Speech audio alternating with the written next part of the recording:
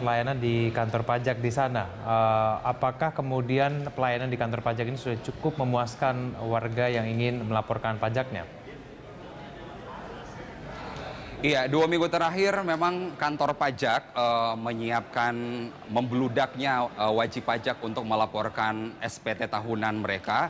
Dan seperti biasa, ada beberapa kegiatan misalnya yang menarik perhatian wajib pajak, misalnya persiapan khusus dengan membuka loket-loket yang lebih banyak begitu. Kemudian sama halnya juga dengan wajib pajak lain, saya juga kemudian adalah wajib pajak yang beberapa waktu yang lalu ada beberapa program dari Direktorat Jenderal Pajak untuk menarik masyarakat untuk bisa melaporkan SPT tahunan mereka. Tetapi khusus untuk di KPP Setiabudi 2 ini kami tadi mewawancarai sejumlah wajib pajak dalam kegiatan mereka melaporkan pajak mereka di KPP ini. Dan berikut adalah wawancara kami.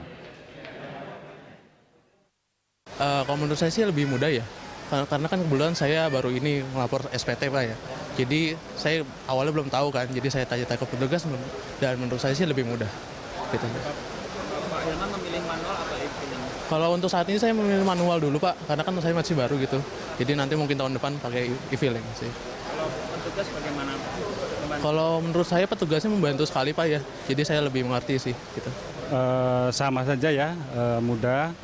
Cuma antrian sedikit. Kebetulan saya pelaporannya lewat manual, pengiriman lewat kurir ya. Kenapa Bapak lebih memilih manual, Pak? Sebenarnya sama aja ya, karena kantor dekat dengan lokasi KPP, sehingga saya pilih manual aja. Sama saja sih sebenarnya.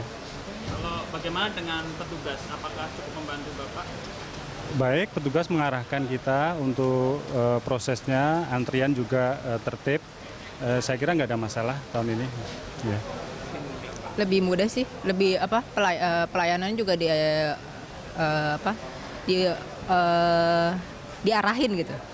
Di sini tempat pertamanya, nanti kalau misalkan mau daftar lagi naik ke atas atau kemana lagi. Kalau Mbak Juliana milih manual atau e-filing?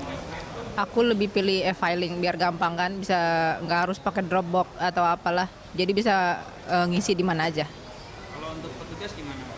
Tugas ngarahin kok di atas juga enak, welcome. Kalau aku bilang sih lebih mudah ya Mas ya. Kalau tahun lalu itu saya manual itu cukup lama sih, antrinya lumayan bisa 3 jam 4 jam. Kalau sekarang saya pakai e-fin dan cepet, sejam udah jadi untuk pelaporannya. Kenapa Mbak Indri memilih e-fin nih? Ya karena lebih cepat aja untuk pelaporannya. Ada masalah nggak selama melakukan registrasi e-fin? Nggak ada, cuma ya koneksinya aja kali ya, agak loadingnya lama. Kalau petugas bagaimana, Mbak? Petugas ya ramah, kita dikasih arahan kemananya. Ya, ini adalah kewajiban kita sebagai warga negara untuk membayar pajak, melaporkannya jika kemudian sudah diberikan kemudahan dari tempat kita bekerja masing-masing untuk kemudian bisa melaporkannya. Dan untuk hari ini 31 Maret 2016, kantor-kantor pajak di seluruh Indonesia sesuai dengan instruksi dari Dirjen Pajak dibuka sampai jam 7 malam. Tapi kemudian memang sampai jam 9 malam operasional masih berjalan. Tetapi karena ada berbagai kendala teknis elektronik, untuk Anda yang ingin melaporkan bisa kemudian dilaporkan sampai 30 April 2016. Itu berarti masih 1 bulan lagi. Sementara itu dulu yang bisa kami laporkan dari kantor pajak Pratama Setiabudi 2. Kita kembali ke studio, Egan. Baik, terima kasih atas informasinya, Carlos Michael.